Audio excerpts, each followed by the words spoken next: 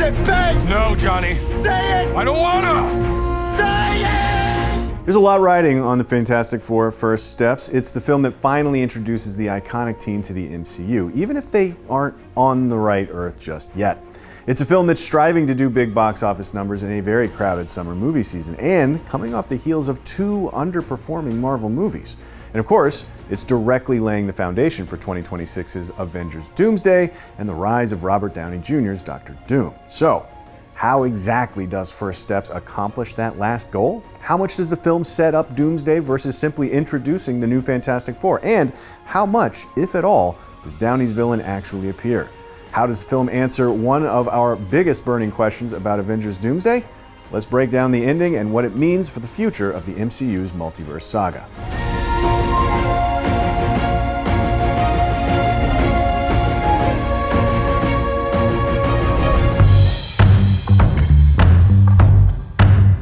With First Steps pitting Marvel's First Family against Julia Garner's Silver Surfer and Ralph Ineson's Galactus, it should come as no surprise that the film's climax revolves around the team making their desperate last stand to protect their Earth from being devoured. Fantastic Four's plan involves building a series of massive teleportation towers that will beam the planet to safety across the galaxy and out of Galactus' reach for millions of years to come. That plan encounters a hitch when Silver Surfer shows up and begins destroying the towers for her master. But before she can destroy the final tower, Shala Bal is forced to grapple with her lingering humanity when Joseph Quinn's Johnny Storm plays back recordings of dying worlds being consumed by Galactus. No longer able to ignore the immense harm she's caused the universe, Shala flees. Fantastic Four are forced to pivot, relying on the last remaining teleporter to beam Galactus away rather than Earth. First, they try to bait and switch, using young Franklin as bait and then burning Galactus' eyes so he cannot see that the baby has been removed from the center of the teleportation devices and returned safely to the Baxter Building. When that fails, Vanessa Kirby's Susan Storm uses her force field powers to try to push the Devourer of Worlds through the portal, showing us just how powerful she really is. While she is successful, Galactus manages to push his way back out, at which point Johnny prepares to sacrifice himself to finish the job. Instead, Shala returns just in time to stop him and make the sacrifice herself. That's right, she Randy Quaid's. Hello, boys! I'm back!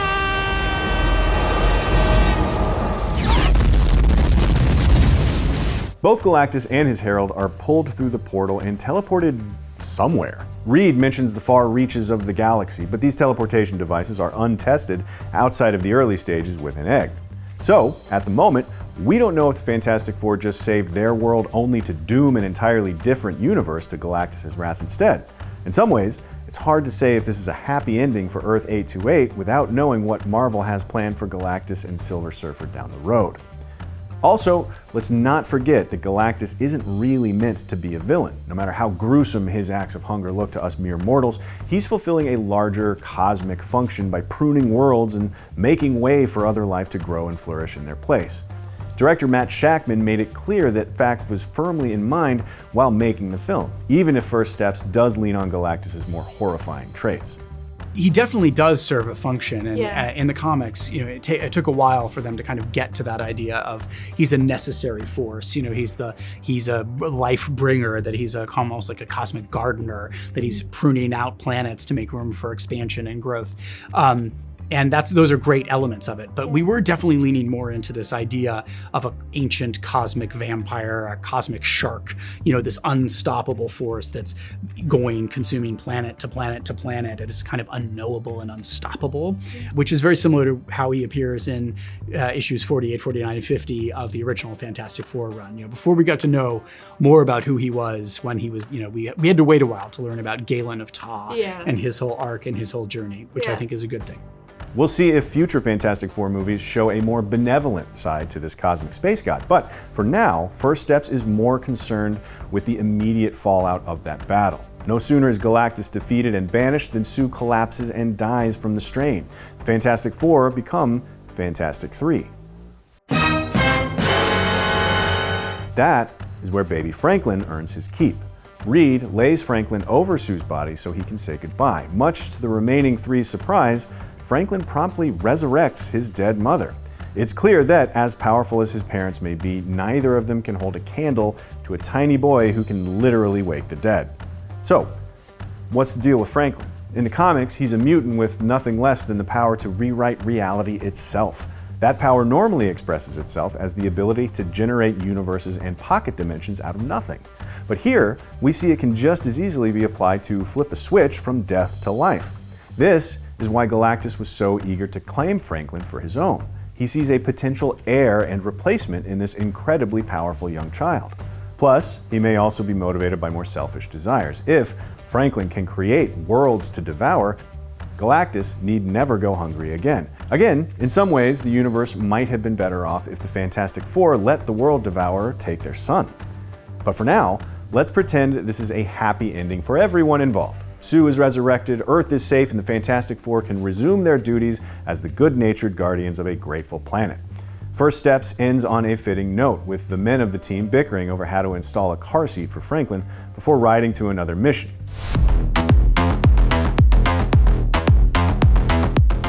As is usually the case with MCU movies these days, the Fantastic Four First Steps includes both a mid-credit and a post-credit scene. And also, sticking to the traditional formula, one is a goofy little stinger, while another has serious ramifications for the MCU. The mid-credits scene gives us the moment we've all been waiting for ever since Robert Downey Jr. unmasked himself at Marvel Studios' Comic-Con 2024 panel. Set 4 years after the start of the movie, this scene has Sue reading a bedtime story to an older Franklin. Sue leaves the room to get another book, only to return and see Dr. Doom looming over Franklin and whispering creepily. Downey Jr.'s face is not seen, but Doom's familiar green cloak and mask are. That scene raises all sorts of questions. What does Doom want with Franklin? Does he know the Richards family? Is he a resident of Earth 828, or is he already traveling the multiverse? We'll get to all of that in a bit. But the post-credits scene ends the film on a sillier note. It features the intro to the animated Fantastic Four series of Earth 828. Their merchandising game is certainly on point.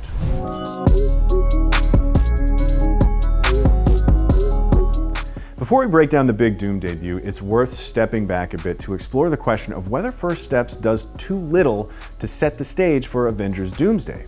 We only see Downey's Doom in that one scene, and not very well at that. He has no presence in the actual movie. Doom is conspicuous by his absence, with only the empty Latverian chair at the Future Foundation hinting at his presence in this world. It's clear that the mission with First Steps was crafting a good standalone adventure first and setting up the next Avengers movie a distant second. Shackman confirmed as much in our interview. It's a tradition in Marvel to do that, to have standalones as well as to have things that interconnect. And I think it's a great time, because I think there are a lot of people who maybe thought, oh, Marvel's gotten too complicated. I don't know all of the minutia. I can't go see a new Marvel movie. This movie you can. Like, it's a whole new universe, a whole new Earth. You don't need to know anything. They're the only superheroes in this universe. So come on in. The water is warm if you haven't. But if you are a Marvel fan, and you know, then we are doing everything we can to honor these beloved characters, and they will be joining up, obviously, with other MCU characters that you know and love. So there's something for everybody in there. First Steps is exactly the sort of movie fans probably weren't expecting coming in. It's a mostly standalone, character-driven story that's far more concerned with exploring the team's family dynamic than setting up the next big Avengers crossover. It's not unlike James Gunn's Superman in that it opens in the midst of a thriving, ongoing superhero universe and doesn't spend a lot of time teasing future projects. Is that a bad sign for Avengers Doomsday? Is Marvel shooting itself in the foot by not laying more of a runway here? Ultimately, we don't think so. As much as we like to look back on the Infinity Saga as being a tightly oiled storytelling machine compared to the sprawling, unfocused mess that is the Multiverse Saga, how much did Marvel actually do to set up Thanos prior to Avengers Infinity War? The character had a couple minutes of screen time pre-Infinity War, and none of that was necessary to enjoying his role in Infinity War and Endgame. Yes, Marvel has done very little to tease Downey's Dr. Doom leading up to Doomsday. Even now, the character factors surprisingly little into the events of First Steps, but that won't necessarily hurt Doomsday in the end. That film can generate its own momentum and make us care about Doom as quickly and efficiently as Infinity War did for Thanos. For now, let's just appreciate that Fantastic Four First Steps for the story it tells and not for what it fails to tease.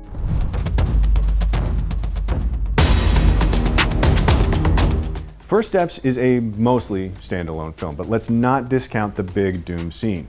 It is an important stepping stone to Doomsday, giving us our first look at Downey's Doom costume and hinting at the character's motivations leading into that movie. First, let's address the question of whether this is Earth 828's Doom and whether he has a prior history with the Fantastic Four. Shackman was reluctant to give too much away, unsurprisingly, but he did hint that Doom has been playing an active role in this universe prior to the events of the post-credits scene. He's there, yeah. We have subtle nod to him. They choose not to join the Future Foundation. There's an empty seat for Latveria when Sue is bringing the world together. So yeah, he's around. So it would seem that Downey's Doom is indeed part of Earth 828. We still don't know whether he's a version of Tony Stark who was born much earlier and broke bad, or if he's Victor Von Doom and for some reason just looks exactly like Tony. That's a question for Doomsday to answer. But as for the all-important mystery of why Doom is so interested in Franklin, there's a lot to be gleaned from this brief scene. Doom has an interesting relationship with the children of Reed and Sue in the comics. As much as Doom despises Reed, he holds a peculiar affection for these two youngsters, particularly his goddaughter, Valeria, who has yet to be introduced in the MCU. Here, we can probably infer that Doom is like Galactus. He sees Franklin as a powerful tool to be harnessed. We know that Avengers Doomsday and its sequel, Avengers Secret Wars, are heavily inspired by Jonathan Hickman and Esad Ribich's 2015 Secret Wars comic. In that comic, the Marvel multiverse collapses and Doom creates an artificial planet called Battleworld in its place, ruling over the survivors as God Emperor. Doom needs a power source to fuel his omnipotent abilities, and in the comic, he relies on longtime Fantastic Four villain called Molecule Man. With Molecule Man nowhere in sight leading up to Doomsday, we suspect that this version of Doom sees Franklin as the key to creating Battleworld. Doom likely senses the impending collapse of the multiverse due to the incursions that we've already seen hints of in films like Multiverse of Madness and The Marvels, and he's seeking a way to not only survive, but reign over what remains.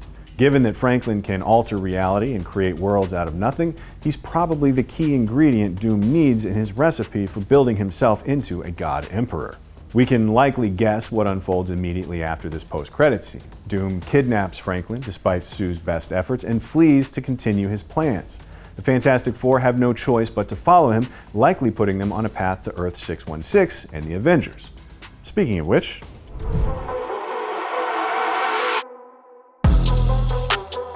Marvel fans thought they knew how First Steps was going to end based on the post-credits scene in the new Avengers. That scene shows Florence Pugh's Yelena Belova and her team tracking a runaway ship from another universe, one revealed to be the Fantastic Four's rocket. That scene led many to assume that the First Steps ends in tragedy, with Galactus consuming the Fantastic Four's Earth and the Richards family forced to flee to another universe to survive.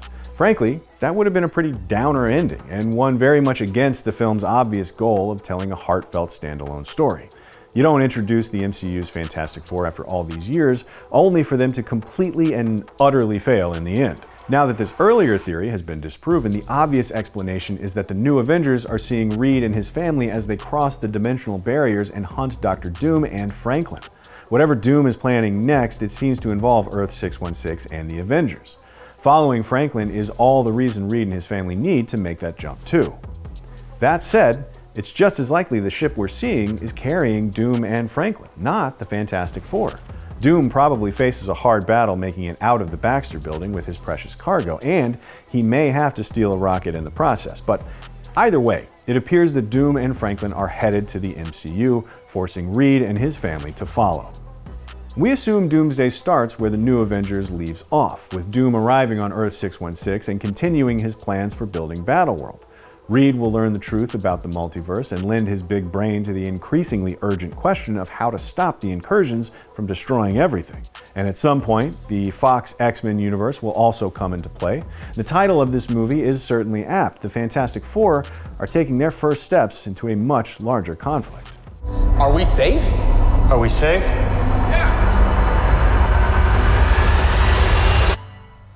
I don't know. What did you think of the Fantastic Four First Steps? What are your theories about the Doom scene? Let us know in the comments below and make sure you keep it locked to IGN for all your MCU needs. We will protect you. Fantastic!